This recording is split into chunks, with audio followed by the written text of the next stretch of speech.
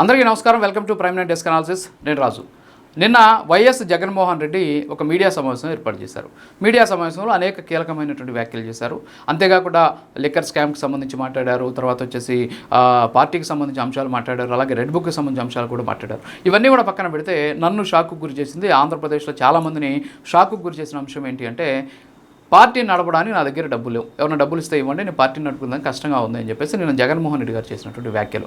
నిజంగా జగన్మోహన్ రెడ్డి దగ్గర డబ్బులు లేవా, లేకపోతే తాను ఏ స్కాము చేయలేదు, 5 ఏళ్లలో తాను ఏమీ సంపాదించలేదు, కనీసం పార్టీని నడుపుకునేందుకు అవసరమైనటువంటి డబ్బును కూడా నేను సంపాదించుకోలేదు, కావాలని నా మీద కూటమి ఇలా చేస్తుంది, వచ్చిన డబ్బంతా మీకే కదా నేను పనిచేసింది, ప్రతి రూపాయి మీకే కదా బటన్ నొక్కిచ్చాను, అలాంటిది నా మీద లేనిపోని అభాండాలు వేస్తున్నారు, మీరు వినండి, కనీసం పార్టీని కూడా నడుపుకోలేకపోతున్నాను అనేసి ప్రజలను నమ్మించేటువంటి ప్రయత్నం చేశారు.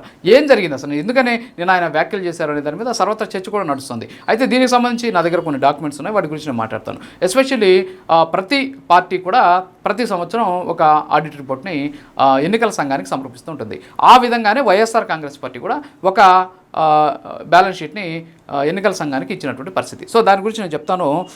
సెప్టెంబర్ 26, 2024 అంటే ఎన్నికలు పూర్తయిన తర్వాత ఎన్నికల సంఘానికి సెక్రటరీ ఎలక్షన్ కమిషన్ ఆఫ్ ఇండియాకి వేణుంబాకం విజయసాయిరెడ్డి, ఈయన అప్పుడు ఆ పార్టీకి జనరల్ సెక్రటరీ హోదాలో ఒక బ్యాలెన్స్ షీట్ పంపించారు. ఏంటి ఆ బ్యాలెన్స్ షీట్ అంటే, తమకు దగ్గర ఇప్పుడు ప్రస్తుతానికి 241 కోట్ల రూపాయల నిల్వలు ఉన్నాయి.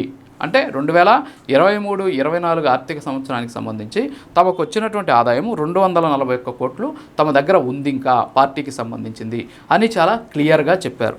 సో 241 కోట్ల రూపాయలు ఆ పార్టీకి సంబంధించినటువంటి ఖాతాలో ఉంది. సరే, దాని పక్కన పెడితే అంతకుముందే అంటే ఆగస్టు 16వ తేదీ 2024లో ఎన్నికలకు సంబంధించినటువంటి ఖర్చుని వీళ్ళు ఎన్నికల సంఘానికి ఇచ్చారు. అప్పుడు ఖర్చు ఎంత పెట్టారంటే దాదాపుగా కూడా అది 325 కోట్ల రూపాయలు ఎన్నికల్లో ఖర్చు పెట్టారు, రకరకాలైనటువంటి ఖర్చుల కోసం. అయితే దీంతోపాటు ఏమైందంటే, అప్పట్లో ఇచ్చినటువంటి ఏదైతే దీంతోపాటు అంటే ఆయన ఖర్చు పెట్టినటువంటి దాన్ని బట్టి చూస్తే అప్పట్లో కూడా మరొక 100 కోట్లకు పైచిలకు డబ్బులు వచ్చినటువంటి పరిస్థితి. సో ఓవరాల్గా 450 కోట్ల రూపాయల వరకు వాళ్ళ అకౌంట్లో ఉంటే 300 కోట్లు ఖర్చు పెట్టారు. ఇంకా కూడా నాకు తెలిసి 100 కోట్ల వరకు వాళ్ళ అకౌంట్లో ఉండాలి ఇక్కడ ఉన్నటువంటి లెక్కలు బట్టి. మరి నా దగ్గర డబ్బులు లేవని చెప్పేసి జగన్మోహన్ రెడ్డి గారు చెప్పారు. ఇదంతా కూడా అధికారికంగా, అంటే అనధికారికంగా ఎంత ఉందనేది నేను చెప్పను, మన దగ్గర ఆధారాలు లేవు. ఆధారాలు ఉన్నదాన్ని బట్టి చూస్తుంటే ఈ విధంగా జరిగింది. ఎన్నికల సమయానికి అంటే ఎన్నికలు వచ్చే సమయానికి, ఎన్నికల నోటిఫికేషన్ వచ్చి ఎన్నికలు పూర్తయ్యే సమయానికి దాదాపు 171.75 లక్షలు తమకు వివిధ రూపాల్లో వచ్చాయి. అంతేకాకుండా గతంలో నేను చెప్పినటువంటి ఏదైతే అంటే ఆడిట్ రిపోర్ట్లో చెప్పినట్టు 241 కోట్లు ఆల్రెడీ ఉంది. సో ఇవన్నీ కూడుకుంటే దాదాపు 4 కోట్ల పైచీలకు అవుతుంది. ఖర్చు పెట్టింది 325 కోట్లు. సో ఈ 100 కోట్లు ఏమయ్యాయి? సో 100 కోట్లు ఇంకా ఉన్నాయి పార్టీకి సంబంధించి ఇన్ని 100 కోట్లు పార్టీకి సంబంధించిన అకౌంట్లో ఉంటే నా దగ్గర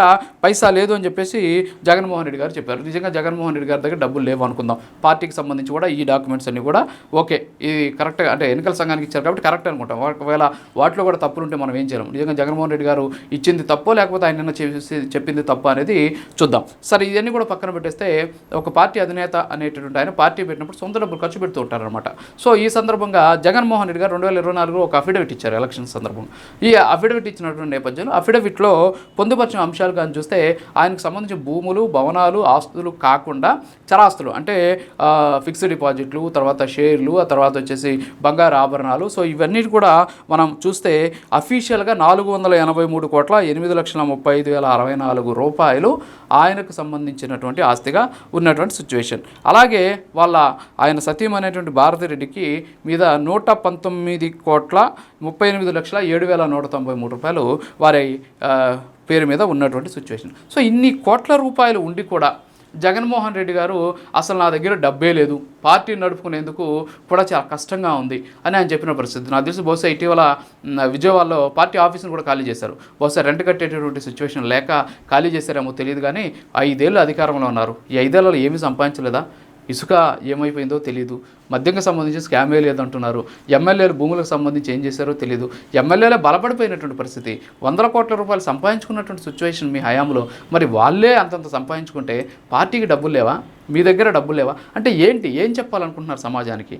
మీరు చెప్తే నమ్మేటటువంటి స్థితిలో ఈరోజు ప్రజలు ఉన్నారా? అంటే ఏం చెప్పాలనుకున్నారు? నేను 5 ఏళ్ళు కూడా మీకే డబ్బులు ఇచ్చా, నేను ఒక్క రూపాయి కూడా నేను వెనకేసుకోలేదు, మొత్తం కూడా ఈ బటన్ నొక్కేటువంటి కార్యక్రమంలో భాగంగా ప్రతి ఇంటికి లక్షలాది రూపాయలు ఇచ్చాను తప్ప నేనేమి మా ఇంటికి తీసుకెళ్ళలేదు అని చెప్పేటువంటి ప్రయత్నం చేశారా? ప్రజలు నిజంగా నమ్మేటటువంటి సిచ్యువేషన్లో ఉన్నారా? వాస్తవాలను ఇవన్నీ కూడా లెక్కలు నిన్న కొన్ని డిస్ప్లేస్ చూపించారు జగన్మోహన్ రెడ్డి. ఇవి కూడా డిస్ప్లేస్ చూపించుంటే బాగుండేది.